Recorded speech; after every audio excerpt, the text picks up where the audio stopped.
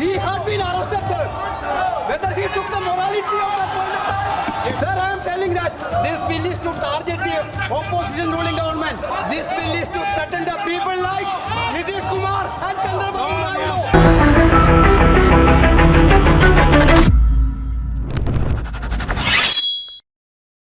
வணக்கம்.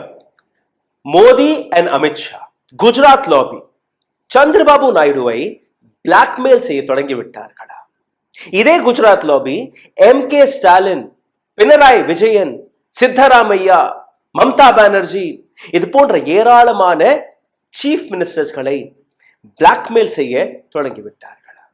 தன்னுடைய கட்சியில் இருக்கக்கூடிய நபர்களே, நிதின் கட்கரியாக இருக்கட்டும், ராஜ்நாத் சிங்காக இருக்கட்டும், கிரண் ரிஜிஜுவாக இருக்கட்டும், இது போன்ற ஹெவி வெயிட் பொலிட்டீஷியன்ஸ், நிர்மலா சீதாராமனை விட்டு விடுங்கள், அவரெல்லாம் மக்களால் தேர்வு செய்யப்பட்ட நபர்கள் அல்ல. மக்களிடம் போய் ஓட்டு கேட்டு அந்த MP பதவியில் அமர்ந்திருக்கக்கூடிய இந்த நபர்கள், அவர்களை பிளாக்மெயில் செய்வதற்காக ஒரு முயற்சியா என்கிற இந்த கேள்வி. இந்த வீடியோவை ரொம்பவே கவனமாக கடைசி வரை பாருங்கள், உங்களுக்கு புரிய வரும். குஜராத் லாபியுடைய இந்த புதிய சதி திட்டம் என்ன? அமித்ஷா நேற்று ஒரு பில்லை கொண்டு வந்தார். இந்த பில்லை பத்தி பேச தொடங்கி அடுத்த நிமிடத்திலேயே நீங்க பார்த்தீர்கள்னா, ஒட்டுமொத்த அரசியல்வாதிகள், எதிர்கட்சியில் இருக்கக்கூடிய நபர்கள், NDAவில் இருக்கக்கூடிய ஏராளமான தலைவர்கள் இந்த பில்லை எதிர்த்து பேசியிருக்கிறார்கள்.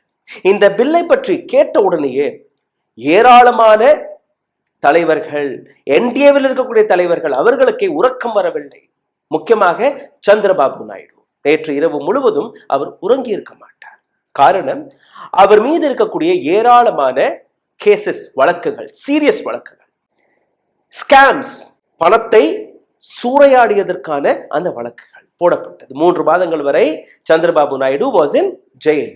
சந்திரபாபு நாயுடு இன்னைக்கு பிரைம் மினிஸ்டர் மோடி அண்ட் ஷாவுடைய தயவில் தான் சிறையிலிருந்து வெளியானார். இன்னைக்கு சீஃப் மினிஸ்டராக பதவியிலும் இருக்கிறார். This is the reality.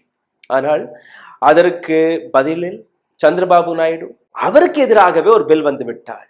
அதாவது மகாராஜா, இந்த நாட்டு பிரைம் மினிஸ்டர், அவருக்கு எதிராக நீங்க நின்றாலோ, அவருக்கு உங்களுடைய பேரு, உங்களுடைய முகமோ பிடிக்கவில்லை என்றாலோ, அவர் EDயை கூப்பிடுவார், CBIயை கூப்பிடுவார். இப்போ இன்கம் டாக்ஸுக்கும் ஒரு புதிய லா வந்துருச்சு. உங்களுடைய மொபைல் போன், உங்களுடைய வாட்ஸ்அப், உங்களுடைய இன்ஸ்டாகிராம், உங்களுடைய ஜிமெயில் எல்லாத்தையும் அலசி பார்க்கலாம். அவர்களை வைத்து ஒரு வழக்கை போட்டு, அதாவது உங்கள் மீது எழும்பக்கூடிய அந்த கேள்விகள், அந்த குற்றச்சாட்டு, அதை வைத்து சிறையில் அடைத்தாலே போதும். 30 நாட்களுக்கு சிறையில் அடைத்தாலே போதும். 31வது நாள் பிரைம் மினிஸ்டர் ஒரு ரெக்கமெண்டேஷனை கொடுப்பார். யாருக்கு? ஜனாதிபதிக்கு. இந்த மாதிரி இந்த நபர் மீது வழக்கு இருக்கு, குற்ற வழக்கு இருக்கு, சீரியஸ் சார்ஜஸ் இருக்கு. அப்படி அந்த நபர் 30 நாட்களுக்குள்ள வெளியில வரவில்லை என்றால், பெயில் கிடைக்காத பட்சத்தில் அவருடைய பதவி நீக்கப்படும். அவரை வெளியே துரத்துவதற்கான இந்த புதிய முயற்சி ஜனாதிபதி கையெழுத்து போட்டு அனுப்பி விட்டுருவார்.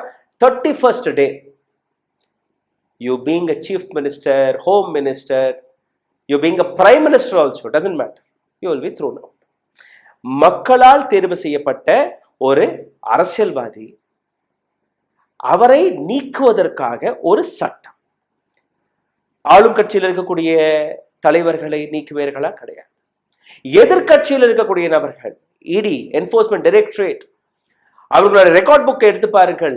98%, not 1 or 2, 98% charges framed only on opposition, not on the ruling government. அப்போ அதே முறையில் தான் இந்த புதிய சட்டமும் பயனில் வரும்.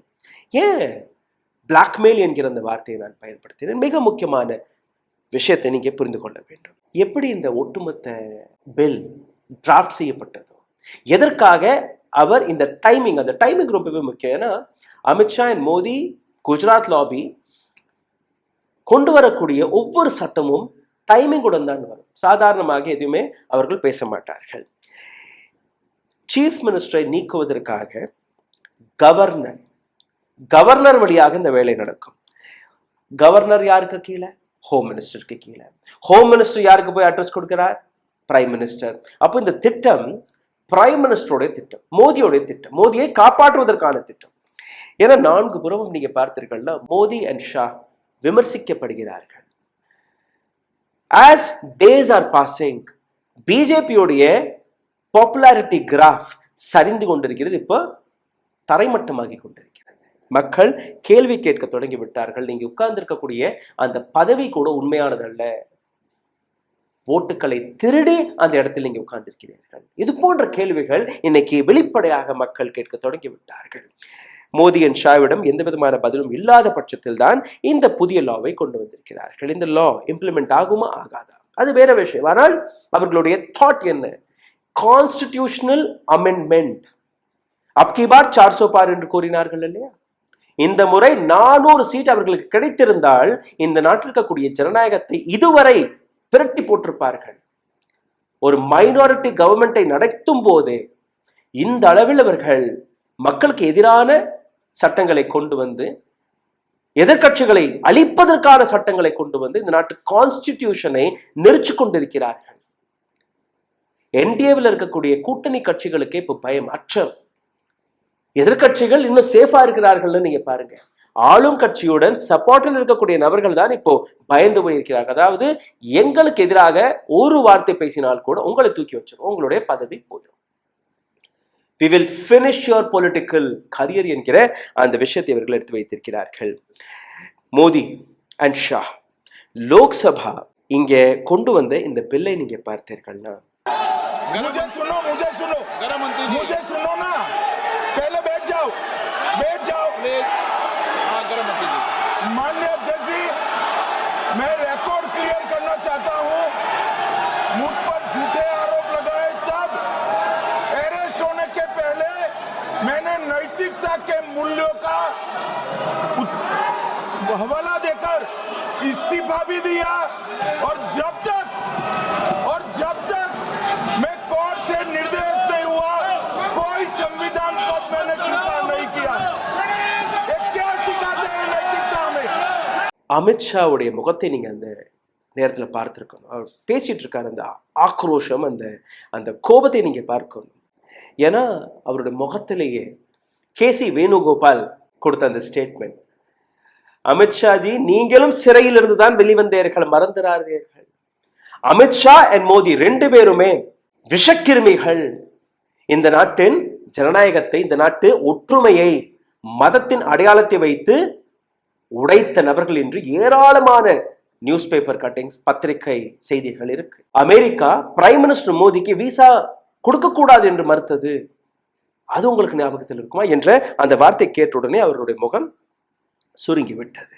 ஆனால் இந்த பில் யாரை மிரட்டுவதற்காக நீங்க பாருங்க. இந்த பில்லை நீங்க பார்த்தீர்கள்னா நேரடியாக ஒட்டுமொத்த ஆப்போசிஷன்ல இருக்கக்கூடிய சீஃப் மினிஸ்டர்ஸ்கள், ஆளும் கட்சியில் இவருடன் இருக்கக்கூடிய அந்த தலைவர்கள், ஆளும் கட்சியில் இருக்கக்கூடிய யூனியன் மினிஸ்டர்களை கண்ட்ரோலில் வைப்பதற்காக இந்த பில்லை கொண்டு வந்தார்களா என்ற அந்த கேள்வி நீங்க பார்த்தீர்களா? ஏற்கனவே சிட்டிங் சீஃப் மினிஸ்டரான கேஜ்ரிவால் ஹேமந்த் சோரேனை சிறையில் அடைத்த இதே அரசாங்கம், இவர்களிடம் இந்த பவர் வந்து விட்டால் என்ன நடக்கும் என்று நீங்க பாருங்கள்.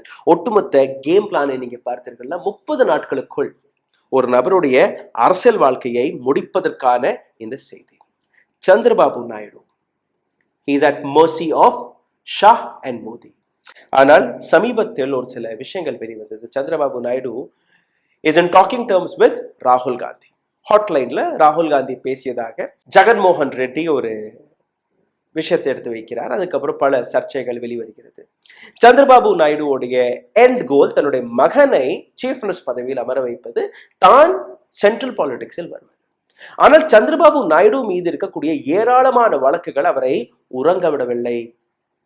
என்டிஏவுடன் இருப்பதா இல்ல இந்தியா கூட்டணியுடன் இருப்பதா, இந்த விஷயத்தில் அவர் உறங்கவில்லை. ஏன்னு நீங்க பாருங்க, சந்திரபாபு நாயுடு அதாவது the second largest party in NDA. பிஜேபிக்கு அடுத்து சந்திரபாபு நாயுடு வித் 16 சீட்ஸ். சந்திரபாபு நாயுடு இந்த புறமோ அந்த புறமோ எங்க திரும்பினாலும் பிரச்சனை பிஜேபிக்கு தான். எங்க அவர் திரும்புவார்னு நீங்க பார்த்தீர்கள்னா வரக்கூடிய vice president election. Gujarat lobby எந்த எலெக்ஷனையும் இதற்கு மேல இழக்கக்கூடாது என்கிற அந்த விஷயத்தை கவனத்தில் வைத்திருக்கிறார். பீகாரை விட்டு விடுங்கள், ஒரு சிறிய பஞ்சாயத்து தேர்தல் நடந்தால் கூட அங்கேயும் பிஜேபி தான் வெல்ல வேண்டும் என்கிற அந்த விஷயத்தில் ரொம்பவே கவனமாக இருக்கிறார்கள், தெளிவாக இருக்கிறார்கள். இங்க நீங்க பார்த்தீர்கள்னா சந்திரபாபு நாயுடு மீது இருக்கக்கூடிய வழக்குகள் அது மிகப்பெரிய விஷயம். முதல் வழக்கு AP state skill development corporation. இதுல சந்திரபாபு நாயுடு மீது சிஐடி சார்ஜ் ஷீட் ஃபைல் செய்தது ஏப்ரல் மாதம் 2024 இதை பல இடங்களை கொடுத்து அதை செட்டில் எல்லாம் செய்ய பார்த்தார். அதனால ஒண்ணுமே பண்ண முடியவில்லை. இடியுடைய இந்த வழக்கு, அதுல அவர் பெயில்ல வெளியில இருக்கிறார். சரி, சந்திரபாபு நாயுடு மீது இருக்கக்கூடிய இரண்டாவது, பல வழக்குகள் இருக்கு, அதுல ஒரு 4-5 தான் உங்களுக்கு எடுத்து காட்டுறேன். இரண்டாவது மிகப்பெரிய வழக்கு ஏபி ஃபைபர் நெட் ப்ராஜெக்ட். இதுவும் சிஐடி அதற்கான சார்ஜ் ஷீட் ஃபைல் செய்து விட்டது பிப்ரவரி மாதம் 2024. ஆன்டிசிபேட்டரி பெயில் அப்ளை செய்திருக்கிறார். அது இப்போ சுப்ரீம் கோர்ட்டில் பெண்டிங்கில் இருக்கிறது. மூணாவது நீங்க பார்த்தீர்கள்னா CID filed a charge sheet on Amaravati inner circle road IRR scam. மிகப்பெரிய ஸ்கேம், கிட்டத்தட்ட ஒரு 4000 கோடி ரூபாய்க்கான இந்த ஸ்கேம். அதிலும் Chandrababu Naidu is out on bail. Charge sheet file செய்யப்பட்டது. இன்னொரு dream project of Chandrababu Naidu, Amaravati assigned land scam. 4400 கோடி ரூபாய்க்கான இந்த ஸ்கேம். இதிலும் Chandrababu Naidu got caught and he is out on bail. இந்த மாதிரி ஏராளமான வழக்குகள் சந்திரபாபு நாயுடு மீது இருக்கிறது. நீங்க பார்த்தீர்கள்னா சந்திரபாபு நாயுடுடைய இந்த லேண்ட் ஸ்கேமை பாருங்க, 10,100 கோடி ரூபாய் அமராவதியில. சந்திரபாபு நாயுடு, நாராயணா, சுதீர் பாபு, KP அஞ்சனி குமார் மிக முக்கியமான குற்றவாளிகள் இந்த வழக்கில். IPC section 420, 409, 506, 166, 167, 217, 109 with SC/ST act, இது எல்லாமே இவர் மீது போடப்பட்டது. அப்போ இவருடைய இந்த பெயில் கேன்சல் ஆன அடுத்த நிமிடமே இவருடைய அரசியல் வாழ்க்கையும் முடிந்தது. அதாவது சந்திரபாபு நாயுடு தன்னுடைய அரசியல் வாழ்க்கையை ரிவைவ் செய்து வெளியில் வந்திருக்கிறார். ஒரு காலகட்டத்தில் நீங்க பார்த்திருக்கீங்கன்னா அவரை பற்றி யாருக்குமே தெரியாது, அழிந்து போன ஒரு அடையாளம். இப்ப மறுபடியும் அவர் ரிவைவ் செய்து வெளியில் வந்திருக்கிறார். இப்போ சந்திரபாபு நாயுடுவை எதற்காக மிரட்டுகிறார்கள், எதற்காக பிளாக்மெயில் செய்கிறார்னா, எங்களுடன் நீங்க நிற்கும் வரைதான் நீங்க சேஃப்.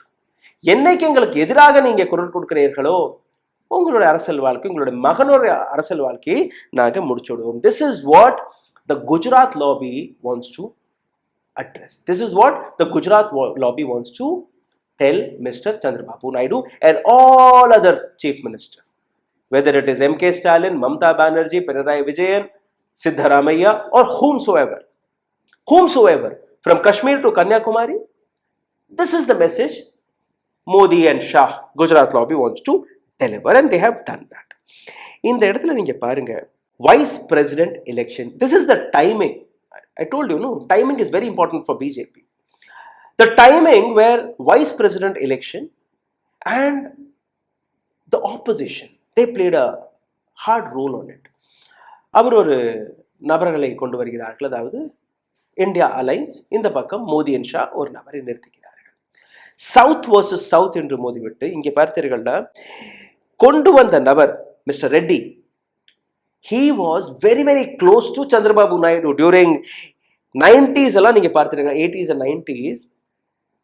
டிடிபிக்கு மிகப்பெரிய அளவில் அட்வைஸ் கொடுக்கக்கூடிய நபர் யாருன்னா the same person, mister Reddy. அவருக்கு எதிராக ஓட்டு போடுவாரா? அப்படி சந்திரபாபு நாயுடுவுடைய மற்ற எம்பிக்கள், ஏன்னா இது ஹிடன் வழியா தான் இந்த பேலட் பேப்பர்ல ஓட்டு போடப்படும், யாரு ஓட்டு போட்டாங்கன்னு தெரியாது. அப்படி இவர்கள் போட்டார்கள்னா ஒரு 30-40 சீட் இங்க இல்லாங்க இந்தியா அலையன்ஸோட candidate will win, and this Modi and Shah doesn't want. இந்த பில்லை யாரை டார்கெட் செய்வதற்காக கொண்டு வந்தார்கள்? I know this video is going to be a little long, but you should understand the ideology behind bringing this bill. Whether this bill will pass or not, that is another question. யாரை target செய்வதற்காக இந்த பில்லை கொண்டு வந்தார்கள், இதற்கு பின்னாடி இருக்கக்கூடிய message என்ன, and why Chandrababu Naidu is scared? காரணம், இப்ப இருக்கக்கூடிய அரசாங்கம் இது ஒரு சேரிட்டி ஒரு பக்கம் சந்திரபாபு நாயுடு, இன்னொரு பக்கம் நிதிஷ்குமார். இவர்களுடைய சேரிட்டியில் தான், தயவில் தான் இந்த அரசாங்கம் நிற்பதாக பல நபர்கள் நினைப்பார்கள். But charity begins at home என்கிற இந்த ஆங்கில சேயிங் ஒன்று இருக்கு. வீட்டில இருந்தே அந்த சேரிட்டியை தொடங்குங்கள். அதுதான் இந்த பயம். வீட்டில் இருக்கக்கூடிய நபர்களை நீங்க மிரட்டி வைத்தால்தான் உங்களுடைய விஷயங்களை நீங்க சாதிக்க முடியும். சோ வீட்டில் இருக்கக்கூடிய நபர் யார்? சந்திரபாபு நாயுடு. அவரை மிரட்டி கைக்குள் போட்டால் மட்டும்தான் இந்த ஆட்சியை தக்க வைக்க முடியும். ஏன்னா இப்ப இருக்கக்கூடிய சிச்சுவேஷனை நீங்க பார்த்தீர்கள்ல, within 24 hours, not even 24 hours, if opposition wants and if Chandrababu Naidu wants, this government will flip aside. ஆட்சி மாற்றம் நடந்துவிடும் 24 மணி நேரத்திற்குள். And that is the reality which Gujarat lobby knows. Chandrababu Naidu, which is TDP, LJP, which is Chirag Paswan, JDU உடைய நிலை மிக மோசமாக இருக்கிறது. அவருக்கு அதாவது நிதிஷ்குமாருடைய ஹெல்த் கண்டிஷன் ஒரு பக்கம். ரெண்டாவது அவர் இந்த தேர்தலை நீங்க பார்த்தீர்கள்னா JDU will be split. JDU-வை கம்ப்ளீட்லி அழிச்சுவிடும் பிஜேபி. RLD உடைய ஜெயந்த் சௌத்ரி, இது போன்ற அனைத்து நபர்களுமே they are not happy with BJP. They are not happy with these two leaders, which is Modi and Shah. Modi and Shah இவருக்கு எதிராக எழுப்பக்கூடிய குரல் அதுதான் இங்க மிகப்பெரிய விஷயம். ஜெகன்மோகன் ரெட்டி தொடர்ந்து சந்திரபாபு நாயுடுவை டார்கெட் செய்து கொண்டிருக்கிறார், மோடி அண்ட் ஷாவை டார்கெட் செய்து கொண்டிருக்கிறார். எங்களுடைய ஆட்சி வந்தபோது நாங்க பல விஷயங்களை எக்ஸ்போஸ் செய்தோமா இல்லையா? சந்திரபாபு நாயுடு செய்த ஏராளமான ஸ்கேம்ஸ்களை, ஊழல்களை எக்ஸ்போஸ் செய்தோமா இல்லை? அவர் மீது இன்னைக்கு வழக்கு இருக்கிறது. அவர்களுடன் தானே நீங்க இப்ப ஆட்சி வைத்திருக்கிறீர்கள். கரப்ஷன் ஃப்ரீ இந்தியான்னு நீங்க கூறுகிறீர்கள். ஆனால் ஒரு கரப்ட் லீடருடன் நீங்க என்டிஏ கூட்டணியில் இருக்கிறீர்களா இல்லையா? இந்த கேள்வியை கேட்கும் போது மறுபடி Modi and Shah are on back foot. Is this government or Gujarat lobby moving towards dictatorship? சர்வாதிகார ஆட்சியை பிடிக்க பார்க்கிறார்களா இந்த நபர்கள்? இந்த நாட்டை சர்வாதிகாரத்தை நோக்கி நகர்த்தி வருகிறார்களா? இந்த கேள்வி நீங்க கேட்டீர்கள்னா இந்த பில்லை பற்றி நீங்க பார்க்க வேண்டும். இந்த பில் கொண்டு வரப்பட்டது. ஆனால் உண்மை என்னவென்றால் இவர்களிடம் மெஜாரிட்டி கிடையாது. ஒண்ணு. ரெண்டாவது, இந்த பில்லை அதாவது கான்ஸ்டிடியூஷன் அமெண்ட்மெண்ட்டை கொண்டு வருவதற்கு 3/4 மெஜாரிட்டி தேவை. 3/4 majority. And they don't have 3/4 majority whether in Lok Sabha or Rajya Sabha. எதிர்க்கட்சிகளுடைய தயவு இல்லாமல் இந்த பில்லை இவர்களால் அமலுக்கு கொண்டு வரவே முடியாது. But the target, who's the target? The target is Chandrababu Naidu. The target is other allies of BJP. The target is all the opposition regional parties, which is DMK, which is Pinarayi Vijayan, Mamata Banerjee. யாருமே எங்களுக்கு எதிராக பேசாதீர்கள். இந்த bill அமலுக்கு வராது, for sure வராது. அந்த டேபிள்ல வந்த உடனே அது ஃபெயில் ஆகிடும். ஏன்னா it is a constitutional amendment. கையை தூக்கி பில் எல்லாம் பாஸ் பண்ணக்கூடிய பில் இது கிடையாது. நீங்க ஒரு சில மாற்றங்களை கொண்டு வரலாம், ஆனால் ஒட்டுமொத்த கான்ஸ்டிடியூஷனை மாற்ற முடியாது. மாற்றுவதற்கு முக்கால்வாசி எம்பிக்கள் இந்த பில்லுக்கு ஆதரவு கொடுத்தால் மட்டும்தான் மாறும். உங்கள்ட்ட இருப்பது எவ்வளோ? சந்திரபாபு நாயுடு இருந்தால் கூட பரவாயில்லை, நிதிஷ்குமார் இருந்தால் கூட பரவாயில்லை. இந்த அனைத்து நபர்களுமே என்டிஏல இருக்கக்கூடிய யாருமே வெளியில போகாத பட்சத்தில் கூட இந்த பில்லை உங்களால் பாஸ் செய்ய முடியாது. Because you have only 292 seats. You don't have that 3/4 majority. But this is to threat all others that Gujarat lobby can do everything. But the fact is, உண்மை மோடி அண்ட் ஷாவிடம் அந்த தகுதி கிடையாது. அந்த தகுதியை அவர்கள் இழந்து விட்டார்கள். இந்த நாட்டை கண்ட்ரோல் செய்யக்கூடிய அந்த இடத்திலிருந்து அவர்கள் வெளியேறி விட்டார்கள். ஆனால் தன்னுடைய பவரை காட்டணும், தன்னுடைய இடத்தை தக்க வைப்பதற்காக இந்த துடிப்பை நீங்க பார்க்கிறீர்கள், துடிதுடித்துக் கொண்டிருக்கிறார்கள். எதற்காக மோடி அண்ட் ஷா இந்த பயத்தில் இருக்கிறார்கள்? இந்த கேள்விக்கான விடயம் ரொம்பவே முக்கியம். காரணம், ஒவ்வொரு நாளும் பிரைம் மினிஸ்டர் மோடி அண்ட் ஷாவிற்கு கிடைக்கக்கூடிய அந்த டிஸ்அப்பாயின்ட்மெண்ட், அதுல இவர்களுக்கு கிடைக்கக்கூடிய அந்த பேக் ஃபயரிங், இவர்கள் என்ன செய்தாலுமே இப்போ மக்கள் அதை கேட்பதற்கு தயாராகவில்லை. அதனால் உள்ளுக்குள்ள இருக்கக்கூடிய நபர்கள், அதாவது பிஜேபிக்கு உள்ள இருக்கக்கூடிய நபர்களே மோடி அண்ட் ஷாவை கேட்க மறுத்து விட்டார்கள். நிதின் கட்கரியாக இருக்கட்டும், ராஜ்நாத் சிங்காக இருக்கட்டும், அமித்ஷாவுடைய சின்ன சின்ன மெசேஜை கூட கேடர்ஸ் உட்பட தூக்கி வெளியில வீச ஆரம்பித்து விட்டார்கள். இவருக்கு ஓட்டு போடுங்கன்னா அந்த நபருக்கு ஓட்டு போடாமல் எத்தனையோ கேடர்ஸ் இன்னைக்கு வேலை பார்க்க தொடங்கி விட்டார்கள். நான் 2-3 நாட்களுக்கு முன்னாடி அதை பற்றி ஒரு விளக்கத்தையும் கொடுத்திருந்தேன். கட்சிக்குள்ள இருந்து எழும்பக்கூடிய கேள்விகள், RSS உடைய அழுத்தம், 75 வயது ஆகிவிட்டது, வெளியே இருங்க, இந்த தேர்தல் ஆணையத்துடைய கடுபடிகள் அது வெளியே வந்தது. இது எல்லாமே இந்த அரசாங்கத்தை பயத்தில் உருவாக்கியுள்ளது. இந்த அரசாங்கம் 5 வருடங்கள் தாக்குப்பிடிக்கும் என்று பல பக்தர்கள் கூறினார்கள். ஆனால் இந்த அரசாங்கம் அமைந்து வெறும் 11 மாதங்கள் தான் ஆகியிருக்கிறது. இந்த 11 மாதங்களுக்குள்ளேயே மோடியுடைய அந்த சேர் நடுநடுங்கி போயிருக்கிறது. 3 கால் அப்படியே, ஒரு கால் அங்க, ஒரு கால் இங்கே, ஒரு கால் இங்கே, நாற்காலியில 3 கால் போயிடுச்சு. ஒரே ஒரு கால் தான் அப்படியே தொங்கிட்டு இருக்கு இந்த அரசாங்கம். எப்ப வேணாலும் இந்த அரசாங்கம் பிளிப் ஆகும், கவிர்ந்து போகும். காரணம், மோடி அண்ட் ஷா எந்த அளவில் பொய்களை, இது போன்ற பிரச்சனைகளை உருவாக்கி வந்தார்களோ அதற்கான விடயம் தேர்தல் ஆணையம். தேர்தல் ஆணையத்தை சப்போர்ட் செய்வதற்காக எப்பெல்லாம் இவர்கள் களத்தில் இறங்குகிறார்களோ அப்பெல்லாம் தேர்தல் ஆணையம் பிஜேபியுடைய அந்த நெக்ஸஸ் எக்ஸ்போஸ் ஆகிறது. தேர்தல் ஆணையம் எந்த கேள்விகளுக்கான பதில் கொடுக்க வேண்டுமோ அந்த கேள்விகளுக்கான பதில் யார் கொடுக்கிறார்? பிஜேபி கொடுக்கிறது. பிஜேபி அந்த பதிலை கொடுக்கும் போது மக்கள் கேள்வி கேட்கிறார்கள், நீங்க எதற்கு சார் தேர்தல் ஆணையம் ஓட்டுகளை திருடியதாக கூறுகிறார்கள்? அப்ப அவர்கள் தானே அதற்கான விளக்கத்தை கொடுக்கணும், நீங்க எதற்கு கொடுக்கிறீர்கள்? 2வது, மோடி ஷா கடந்த 11 ஆண்டுகளாக கொண்டு வந்த பல திட்டங்கள் கிரவுண்டில் நீங்க பார்த்தீர்கள்னா ஃபெயில் ஆவது மிக தெளிவாக தெரிய வந்துவிட்டு. விவசாயிகளுடைய வருமானத்தை இரட்டையாக்கி விடுவேன், 2 கோடி மக்களுக்கு வேலை வாய்ப்பு கொடுப்பேன், இந்த நாட்டில் இருக்கக்கூடிய அனைத்து நபர்களுக்குமே சொந்த வீடு கிடைக்கும், உங்களுடைய அக்கௌண்டில் 15 லட்சம் ரூபாய் போய் சேரும். இது போன்ற ஏராளமான கட்டுக்கதைகள். ஒவ்வொரு முறையும் தேர்தல் வரும்போது புல்வாமாவை கொண்டு வந்து விடுவார்கள், செந்தூர் ஆபரேஷன், இது போன்ற விஷயங்கள் எடுத்து வைத்து, அதாவது தேர்தல் ஆணையம் அவர்களுடைய வேலை என்ன? இந்த நாட்டின் ஜனநாயகத்தை எஸ்டாப்ளிஷ் செய்வது, ஒரு டிரான்ஸ்பரண்ட் முறையில் தேர்தல் நடத்துவது. இப்ப அந்த தேர்தல் ஆணையத்தின் மீது நம்பிக்கை குறைந்து விட்டது. தேர்தல் ஆணையத்தின் மீது எடுக்கப்பட்ட சர்வேவில் நீங்க பார்த்தீர்கள்னா 83% மக்கள் தேர்தல் ஆணையத்தின் மீது நம்பிக்கையை இழந்துவிட்டதாக கூறியிருக்கிறார்கள். 83% of people doesn't want election commission to operate in this way. We don't trust election commission. 83%. இந்த NRC வேலை நீங்க பார்த்தீர்களோ அதை SIR என்கிற பெயர்ல கொண்டு வந்து மக்களுடைய பெயர்களை நீக்கி உங்களுக்கு சாதகமாக ஒரு புதிய பட்டியலை கொண்டு வந்தீர்கள். அந்த விஷயமும் எக்ஸ்போஸ் ஆகிவிட்டது. எப்படி பிஜேபி, மோடி ஷா, குஜராத் லாபி இந்த நாட்டு மக்கள் கையில் இருக்கக்கூடிய அந்த அதிகாரத்தை பறித்து இந்த நாட்டு மக்களுடைய குரலை நெரிக்கக்கூடிய வேலையை பார்த்திருக்கிறார்கள். இப்போ இந்த புதிய பில், இந்த பில் நிச்சயமாக பாஸ் ஆகாது, ஏன்னா அவர்கள்ட்ட அந்த மெஜாரிட்டியே கிடையாது. ஆனால் இந்த விஷயத்தை வைத்து அவர்களுடைய ஐடியாலஜி, அவர்களுடைய மனதில் என்ன இருக்கிறது என்று தெரிந்துவிட்டது. And I warn Mr. Chandrababu Naidu and all other chief ministers and regional parties of this country, please wake up. விழித்துக் கொள்ளுங்கள்.